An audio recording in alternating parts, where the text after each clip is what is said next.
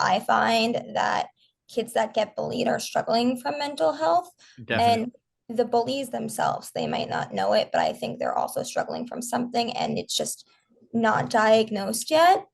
But my organization really believes that everyone has the right to be respected for who they are.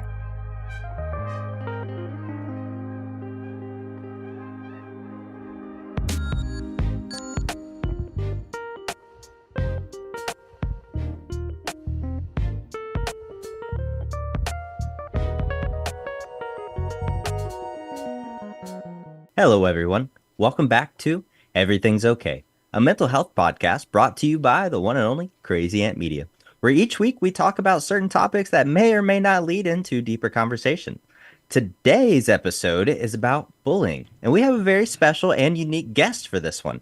She's a model who walked for New York, Brooklyn, and Hampton's Fashion Weeks. She's also the proud starter of a nonprofit titled Stronger Than You Think that offers anti-bullying workshops and so much more that we're going to dive into. And then finally, she recently wrote and published an anti-bullying children's book titled A Day in My Shoes. Everyone, please help me in welcoming the one and only Sydney Brett to the show. We're so excited to talk to you today and about so many deep topics. So thank you for your time today. Thank you so much for having me. I'm excited to talk with you today. Yes. Fantastic. Yeah. I mean, it's going to be very interesting because, we're going to dive a little bit into our past experiences, our trauma. Specifically, what I like to do at the very beginning is kind of tell you a little bit about ourselves so we can get to know each other a little bit more. So it's not, just a one-way street. So for bullying for me, because like I said, that's the topic, it's very much I came from a small town in Indiana and it wasn't really, I felt like everybody was rolled together. Everybody communicated well, I felt like, but then I also think back on it and I think maybe I just wasn't on the receiving end of things. Maybe I wasn't, just a part of the crowd that didn't feel like they were less than. There were certain situations where my anxiety would get heightened because of, am I wearing my clothes properly? Do I have the latest shoes? Like all of these things that, we would pick on each other about. But I don't think I ever experienced really hardcore bullying to the point where, it really affected my mental health and how I perceived life and went through life. So I'm very curious to get this conversation started with you, with someone who has experienced something like this. So let's start at the very beginning. When did you start experiencing bullying when you were a child? And, do you feel like you still have trauma and PTSD from it? Unfortunately, I experienced bullying starting at a very young age. Starting in elementary school, I was Mm, diagnosed with a learning disability, dyslexia. Because of that, I became a target, sadly, by mm. not only my peers, but special education teachers as well, Wow. Oh, wow. which is so unfortunate because you would think, well, kids, it's never okay to bully, but you would think an adult would know better, especially a Yeah. special education teacher wanting to help you. Um, and that kind of followed me throughout elementary school. Because of my dyslexia and being bullied, my mom took me out of the district and I went to a middle school that specialized in where they taught kids that had learning disabilities. And then it was kind of my choice to go back to my district's high school, which was interesting because they all merged together, all four schools in my town, when they went to middle school. And I didn't have that Mm, experience. And the kids that I did go to school with, they still thought of me as the 10-year-old that they went to elementary school with. High school, I'll be honest, wasn't the easiest for me, maybe because I didn't go to the middle school where all the kids met and really became friends, but also because the kids that I went to high school with weren't my cup of tea, to put it nicely. Mm. They were interested in partying, and I was more focused on academics and pursuing a future in fashion, which is what I do full time now. But really, like, I have a good head on my shoulders, and I did not want to fall in with that crowd, which made me a little different because my school was so like everyone, I don't know, was like wild, wanted to party, and was like more sports based. And I would say I'm more artsy. So that's how my bullying came about. Started very young Mm, and would go into my high school experience. Unfortunately, I'm fortunate that it has stopped and I've grown and I've matured as a person. that's I think other people have too.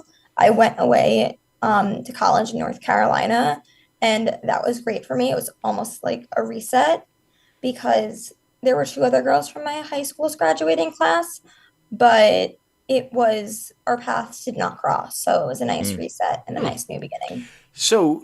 Wow, there's a lot to unpack there that I want to jump into. Just to give you a little bit about my background, it was a little bit different than Logan's. I came from a big city. I was from Syracuse, and Oh, so I lost my dad at a very early age, and I did not handle that very well, and I kind of retreated. I got very quiet. I didn't talk to anybody. I was very much to myself. I had one friend, and that was about it. And that definitely led to a bit of bullying in my elementary school days because everybody picked on me for not talking. They all thought something was wrong with me. They were all giving me a hard time about why was I this, why was I that, and it definitely caused some issues. And I have a twin sister, so it was kind of a thing. And we got bullied because unfortunately, the schools always did the goofy things. On our birthdays, they made us stand outside our classrooms and sing happy birthday across to each other, and just weird little things that they thought were cute, but kids thought were ridiculous and would bully us for and make fun of us for. So it wasn't always a cool thing to be that. And it definitely made me continue to be quiet. It made me feel embarrassed. It made me feel like maybe there is something wrong. And so I never really did in elementary school come out of that shell. Thankfully, it didn't carry over into my middle school days. We moved to Florida. So like you, it was kind of a fresh start. And I started to find my voice in middle school, seventh or eighth grade. I found a really good group of friends and started to feel more myself and was able to start to come out of that a little bit and really find my identity of who I was. But I can relate with the bullying early on, and it's not easy, especially when you do have older people doing it. Like you said, it's bad enough when it's kids your age, but when you do get the older kids or even the adults in some cases bullying you, that's a tough thing to try to deal with. That's when you really start to go, wait a minute, is there something really wrong with me? What am I doing? The other thing that I wanted to talk about is because you said that you were diagnosed early with dyslexia. And thankfully, because so many kids that we hear about are not diagnosed. They just think they yeah. have something is wrong with them, that they're stupid and they can't learn or they can't do things. So thankfully you were diagnosed and at least knew what was going on and that you had this learning disorder, because I feel like a lot of the kids that may be victims of bullying and that are being bullied could be, you're stupid, you're retarded, you can't figure this out or that, or don't know and haven't been diagnosed that maybe there's a learning disability there. So talk about that a little bit. Well, did the parents suspect, and is that why you got tested or brought to, or was it just something that the teachers thought about doing for you as to finding out? What led to your diagnosis?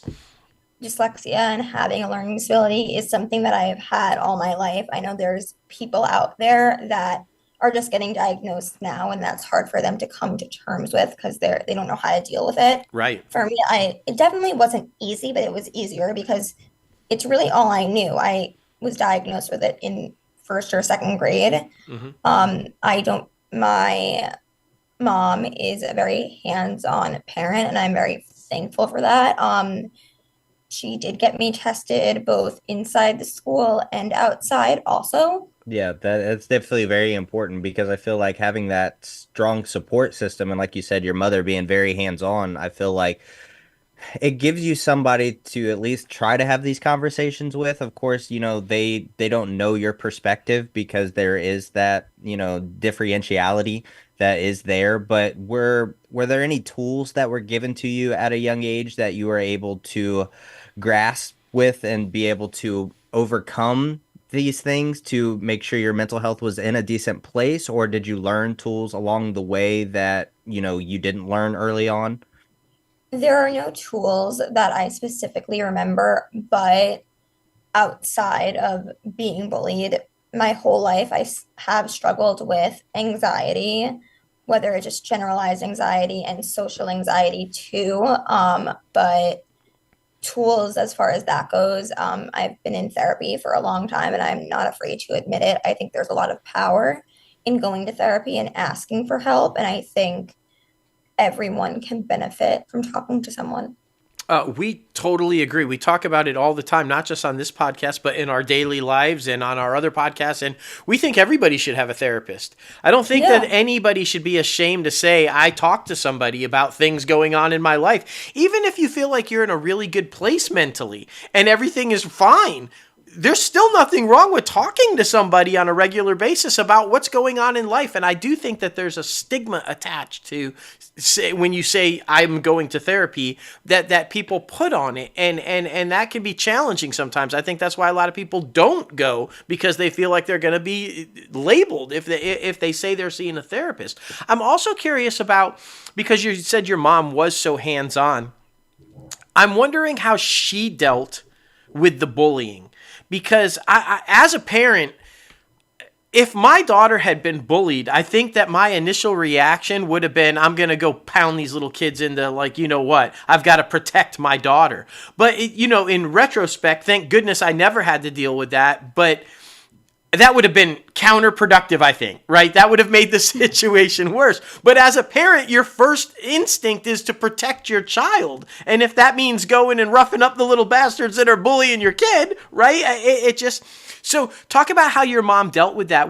Did she like pull you aside and have conversations, or did she like go into the school and say, hey, what's going on? Did she reach out to the other parents? I'm just curious, because you said she was very hands-on, and I'd like to know, and maybe for any parents out there listening whose children are being bullied, what that was like and how she dealt with that. Yeah, so she is very hands-on and still is, which is good. And I encourage all parents that if your child is being bullied, sometimes it's not so much of like a kid teasing you because they don't like your outfit, that like your kid's going to talk to their kid and be like, hey, I didn't like what you said. If it's reoccurring and it's an imbalance of power and something that's happening every day, you do need an adult to step in. Right. But my mom is like a prime example of that at a young age. She really stepped in, and she's the type of parent that she's not going to take what's going on and like let that happen to me. And she wouldn't just go to the teacher. She would go to the principal. And if the principal didn't do something, she went to the superintendent.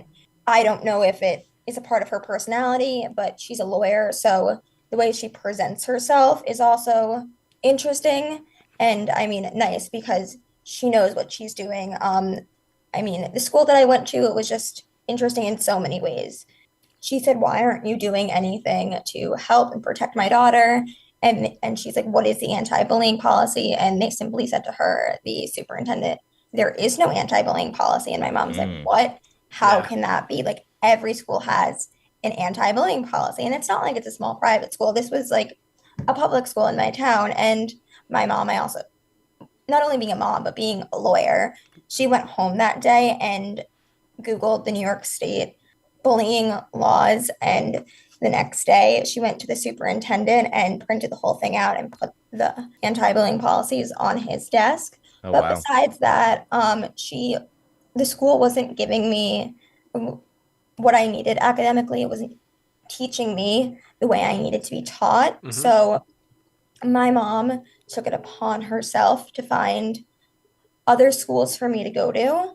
But and most of those schools are schools where, unfortunately, you have to pay a lot of money because you are Yeah. getting great services. My mom believes, and I strongly believe it too, that every child is entitled to a good quality education and that everyone deserves the Absolutely. same quality education. And I do come from a single parent household, and because it was too expensive for my mom, and because my current school district could not provide it, she took my school to court and said, if you can't provide a safe learning environment that's good for my daughter, then at least provide us with the money so she can go to a different school. And that's what Mm. happened. Then I ended up in a school where I was taught the way I needed to be taught, and that it was my decision to go back to my high school. Mm. So yes, I'm very thankful to have a mom that is very hands-on and stops at nothing to just see me happy and in a good environment. Kudos to Wow. mom. Yeah. Yeah. Yeah. Seriously. I was just about to say, in lack of better term, she is a certified badass. Yeah. That's for sure. Yeah. I love to hear that though, because, we all need somebody in our lives We to do.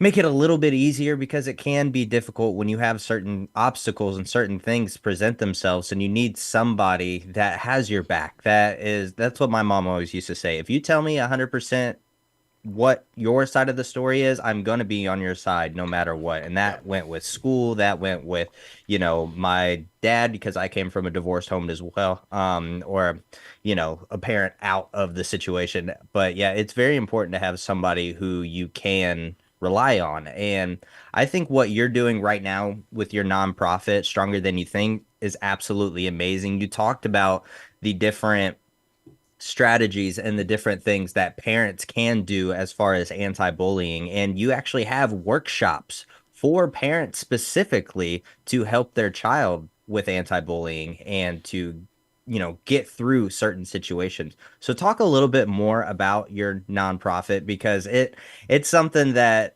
it's a beautiful thing. I'm so thankful that you have started it. Oh, thank you. That's so nice. So, I started my organization because of what I went through starting in Mhm. elementary school, and I knew that I wanted to take a negative experience and turn it into something positive, and that's where Stronger Than You Think was born. It's an anti-bullying organization, but mixed in there is also mental health because I find that kids that get bullied are struggling from mental health. Definitely. And the bullies themselves, they might not know it, but I think they're also struggling from something and it's just not diagnosed yet. But my organization really believes that everyone has the right to be respected for who they are, and it's teaching confidence and kindness to kids because I think once you're confident in yourself, you're not going to act out, bully, or be mean to others. And I like to say that it's kind of a one-stop shop. My organization, there's a lot that we do. I do a lot of anti-bullying workshops. That's kind of the main thing that people ask for, and I try to cater to the needs of the individuals, the schools, or the groups that I'm talking to. But like you said, I do workshops for parents along with educators and telling them what signs to look out for if they think their child's being bullied, and what to do and what actions to take if their child is being bullied. Mm. Mm. I love that, and another thing that you do that you offer, and I'm just gonna roll this into full out social media because you do the unfiltered photo shoot where it's just raw pictures, and then you discuss about what the pictures are and how social media plays a role in where we're at in society today, and I think that's a beautiful thing because sometimes bullying isn't face to face. Sometimes it is online. Sometimes it is, you'll post a picture that you think is really great and somebody will just unload a bunch of negative comments on it and just really make you feel bad and really, do some stuff. And I think a lot of people live their lives, unfortunately, today through social media. It's all a look at my perfect life, and we're not seeing what's behind those pictures and what's really going on. So the idea that you do this unfiltered photo shoot and you bring that up and you discuss that, I think that's so critically important because I do feel like a lot of people try to live up to the image of the perfect life on social media, and that too can have a big effect on the mental health, right? Yeah, no, I definitely agree. I think it's hard growing up or even just being in the age of social media. I mean, with bullying, yes, like I feel like years ago before Instagram and Snapchat was happening, you went to school and if you got bullied, sadly, you got bullied, but then you came home and it was over. Right. Now, if a child is being bullied, unfortunately, they go home and it doesn't stop there. It continues online, which is really, really sad. Yep. But this is something that I offer. I think it's important because even myself, I'm only putting up my happy moments on Instagram, but that doesn't mean that I'm always this happy. And this is not always it's just how I present myself, but it's not, Right. no one, I like, I say Instagram is just like a highlight reel. No one's Hmm. gonna post photos of them crying or having a bad day, but also there's all these supermodels. There's so many different apps where you can filter your face and look just crazy, honestly, and do whatever you want to your face and your body. And I think it's important for young girls and even boys to just know the importance of like their true raw natural beauty and to talk about that and really understand that like beauty comes from within and is about like kindness, compassion, respecting others rather than what you look like on the outside. And it's also understanding that a lot of the times the photos we see is something I have to remind myself. Um, there's filters. If a Yeah. supermodel is posting, it's not real. It's photoshopped, it's edited, and it's going to go through retouching before it's on a magazine or in a billboard. Yeah, completely agree. Because yeah, there's so much of that out there. You have so much technology with digital AI now, even to be Yes, able to yes. manipulate all of it. Did I jump you, Dustin? I'm sorry. What No, were you gonna yeah, say? no. I was just gonna say that I think it's a beautiful thing because, like you said, that you post your happy. I think we all fall into that trap of just posting our happy moments, just posting the great things. And until we started this podcast, we were just as guilty of that as well. This has finally given us the ability to kind of show the bad days, talk about the trauma from the past. But this is the first time we've really opened up and shared those type things too. So we love to see other people saying, here's an avenue. Let's talk about this. Let's talk about what's really going on instead of just what we see, the superficial. So thank you so much for doing that. And because it's needed and for somebody to recognize that and put it out there, I think is a beautiful thing. Thank you so much. Of course. Because I mean, we talk about it all the time. This is our bi-weekly therapy session, just so we can like let it all out there. Because we're filmmakers, so we have another podcast that is very entertainment based and very, reporting the latest news of the entertainment industry, interviewing celebrity guests, that type of thing. And we've talked about on multiple episodes of this show that we put on a persona for that show to be able to be heightened, to be elevated, to be enhanced, in a lack of a better term. But it's this type of stuff that we do on Everything's Okay that makes the day-to-day conversations about mental health, about certain situations. And it also helps me personally. I'm sure it does with you too, Dustin, but it helps us like identify when somebody else is going through something, and then Yeah. I feel like we can navigate it a little bit better just because we have different perspectives from different people like yourself that come on and give their perspectives, what they were going through, what their signs were that they were going through something. So it's very important to just try to look outside of yourself, to be able to see what other people are going through. It's so important. That's so important. But something else too, we mentioned at the top of the show, and I'm super excited about this one because I just got married, and when I have a child, I am going to get this book and have read it to my child. And I'm talking about A Day in My Shoes. This is a book that you recently just wrote and published. Where did that come from? And I mean, what was that whole process like? Because we hear getting a book off the ground and finally getting it out there is not any easy work. Thank you. Yeah, it wasn't easy. I wrote the book because I talked to a wide variety of ages of students, and Hmm. if it is a younger grade, I like to bring a book just because it's simple, it's easy, and it fills up some time if you Hmm. need it. There, I do want to say yes, there are great books out there by like so many amazing authors, but there has not been a book that I've resonated with and that I've wanted to talk about when I'm giving these presentations. I'm someone who kind of like lives my life by be the change that you wish to see in the world. Mm-hmm. And if there isn't something out there, you can create it. So I created the book, A Day in My Shoes.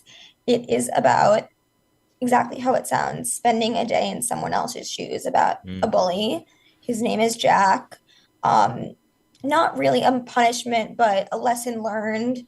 the principal makes him walk in the shoes and spend a day with each of the kids that he bullied.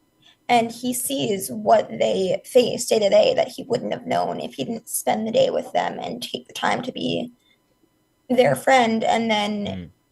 I'm not going to say what happens at the end, but it's a book that really teaches kindness, compassion, and teaching others to just picture yourself in someone else's shoes because you never know what's going through someone's head behind closed doors and you never will. Yeah, and Yeah. you know, it it's a really great subject for a book because I feel like, if given the opportunity to walk in somebody else's shoes, you really do realize, and I think this is on a broader level just for society in general, because it is a country right now that is so divided and so split. And I think that if given the opportunity to walk in someone else's shoes, you would quickly realize that that person you've been bullying, or that person that you disagree with, or that person you have a problem with, you really find out that you have so much more in common with them than you ever do that's making the angry or the disagreement or the bullying. And if you walk a day in their shoes, you figure that out really quickly. That, wait a minute, I didn't know this was going on. I have that too, or maybe this is happening to me too. And now I see why. And so to put a book out there and at a level where people can understand it early and we can start to educate about, hey, we're way more alike than different. Let's stop all this stuff and just get along and focus on being people and humans. I think that's a beautiful thing. I really think, and starting young, and like I said, helping educate young, because that's how we're going to do it. That's how we're going to get it out there. That's how we're going to continue to grow. And just also huge congratulations, because having a learning disability and having to deal with that and overcome that and come up, a lot of people going, hey, I had dyslexia. I'm not ever trying to write a book, right? Or anything to do along that nature. So for you to be able to overcome that and all the things you did do with your learning disability, and to be able to write a book and publish it and put it out there and help people the way you are, just a huge, amazing accomplishment. And thank you so much for doing that and not being scared to do that. I'm sure that was a little bit of getting outside of your comfort zone and going, whoa, how do I do this? Do I want to do this? So huge props for that, because not everybody gets out of the comfort zone. Not everybody takes that leap, and you did. Thank you so much. You're very welcome. Of course, of course. Well, listen, thank you so much for coming on the show today and talking about everything, because from just this little conversation, we can tell you are a go-getter. You are someone who, you see something and you want to take initiative, and we need more of that in the world. So we really appreciate you coming on and taking time out of your day just to talk about all of these different things. We're going to link everything in our bio below for the book, because I believe it's available on Amazon, right? Correct. Yes. All right. We're going to link that below. We're going to link the nonprofit below, and we'll link your social media as well, just so everybody can start following you and following the word that you put out there, because it is very positive and we're very positive thinkers. But again, thank you so much for your time today. You're an amazing person. Thank you so much for having me. And I love what you guys are doing of just talking about things. And it's okay to not be okay. And like how we said before, therapy is okay. And yeah, so thank Yeah. you Of for Well, course. using your platform for good. thank you. That means the world to us. And we say it all the time. If by doing this, we can help just one person, it's totally worth it. That's good enough. And Yeah. and that's amazing. And again, just huge props to your mom. I bet she is absolutely so proud of you, because you clearly got the drive and the ambition that she had, and it shows in you as well. So I think you're just, it's amazing. So like Logan said, thank you so much for coming on and joining us. We really enjoyed it. Thank you guys so much. Have a great rest Of of your course. You nights. as well. You Thank All too. right. you. Thank you again. Bye. Yep. Bye-bye. All right. Well, that was an amazing conversation, Oh and we'll yeah. talk a little bit deeper about that. But the emails, man, they are flooding in, and we're finally getting a little traction on Yeah. what's going on. So I'm excited to keep going on with it. I feel like, with starting this email trend, it has given people, our listeners, our fans, the opportunity to get stuff off of their chest, even if they don't want to be identified. That's kind of like how the situation is with Yeah. this week's email. It's from G. Like I Yep. said, didn't want to be identified, and that's completely okay. My mental health is at an all-time low. It's not just the job that I'm at, but it's also not helping me at all. How do you guys cope with mental strain? It's very lonely out here, and I'm kind of at a loss. Maybe this is not the right subscription to subscribe to, but I'm just in a very dark place, and I'm looking for some other opportunities to get out of the place I'm in. So yeah. First of all, G, thank you for your email. We Yep. really Yep. appreciate it. And I mean, it says a lot about your character to send something like this because, you do want to be seen and we see you. So it's very important to know that you are seen. I think that's first and foremost because a lot of people who are in that dark mental headspace, they don't feel seen. And we talk about signs and signals and, the opportunities that present themselves to where you feel like you don't need to do it anymore. Never feel like that. I think it's very important to reach out to somebody who you trust 100% and talk to them and get things off of your chest because right now you need people who are your ride or dies and who will listen to you without any judgment or any hesitation. So that's really what I feel like you should probably do at this time being. Yeah, and it's what I do. You Hmm. asked how we cope, and it's exactly that.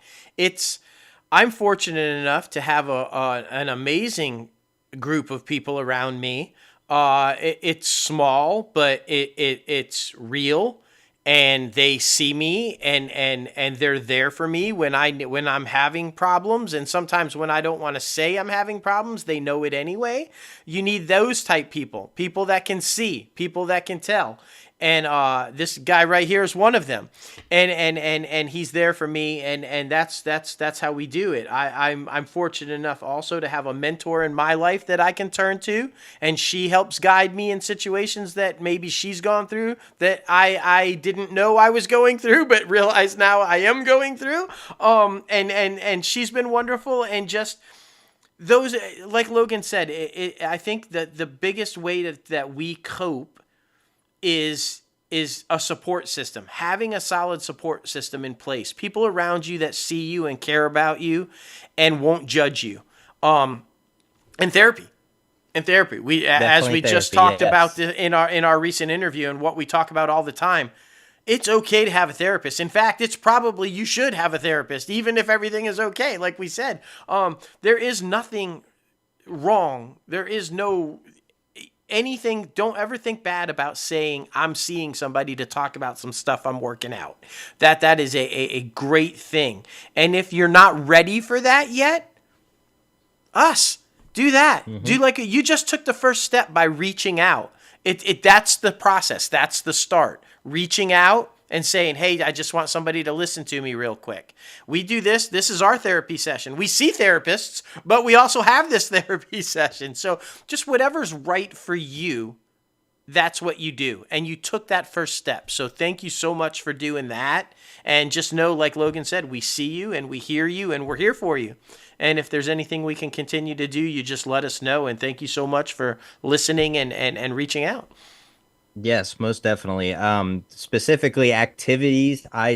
Getting out and walking. We talk Oh, about our huge. walking and getting sunlight and vitamin D and fresh air. It is so important. I like to listen to a lot of podcasts, a lot of conversational podcasts to where like I feel like I'm in the room with these people who are just having conversations and just listening to what they're going through or like, their stories that they're telling. That's very big for me. But trying something new is Yep. also something that I feel like will get you out of that headspace because you'll be so focused on something that you've never experienced before instead of being in a dark place, sitting in a dark room, that type of thing. So trying new things is very important.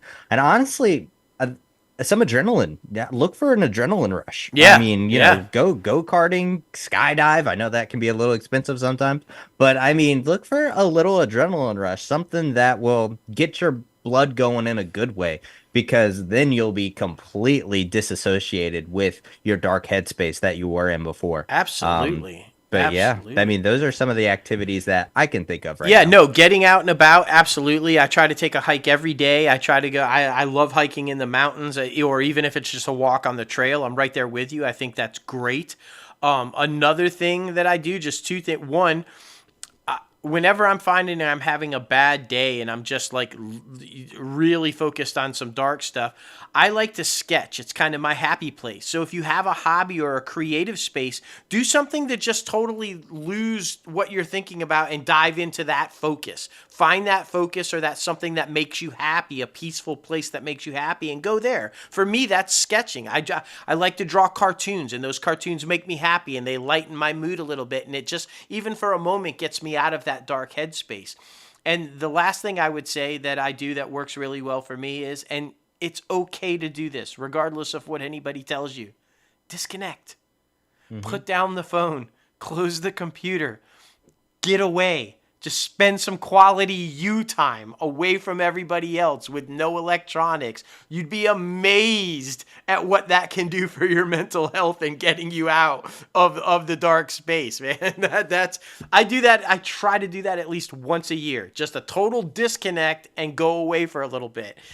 So don't let anybody ever tell you that you're being selfish, because you're not. You need that you time, and that's okay to do it. Trust me, it's okay.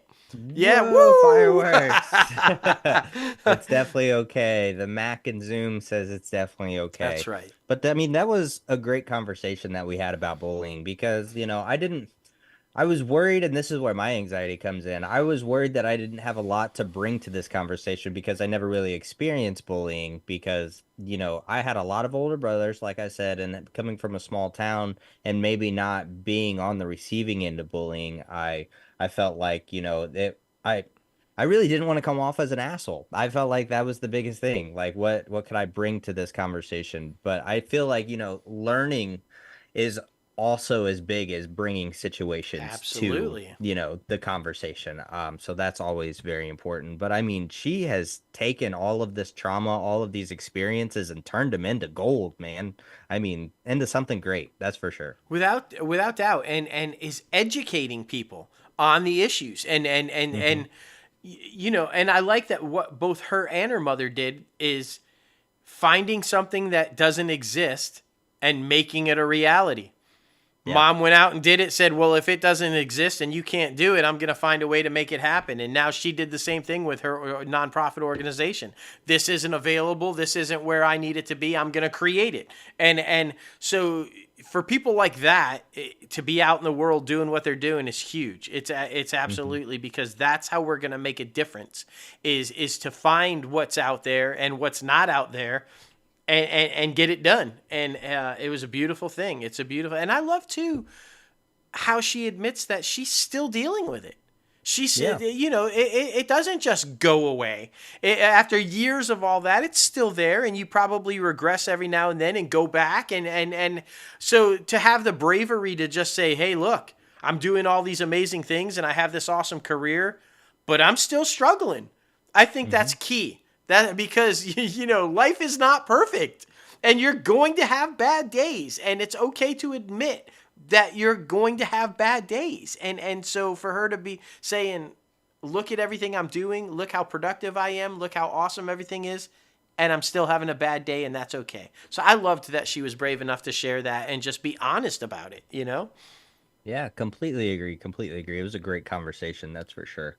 But everybody, if you want to send in anything, if you want to get something off your chest, if you want to just, talk about a certain experience that you still think about today as far as like PTSD and trauma, please be sure to email us at info@crazyantmedia.com. And like we've said, you can give us your name. You don't have to give us your name. Just put a letter. You can say whatever you want to say, and we can identify you or not. So, I mean, we want to be here for you to just let it out because telling somebody is always the first step. Oh yeah. So that's very important. And then, of course, be sure to follow us. Everything's OKP on Instagram, X, Threads, all the good places. And you guys know you can follow us both personally. You guys know where that's at. It's in the description below. We don't have to promote that. But I mean, it's just very important to remember, guys, because so much stuff is going on in the world today, in your own life and other people's lives that you may be living with or just friends with in the neighborhood, that everything's okay.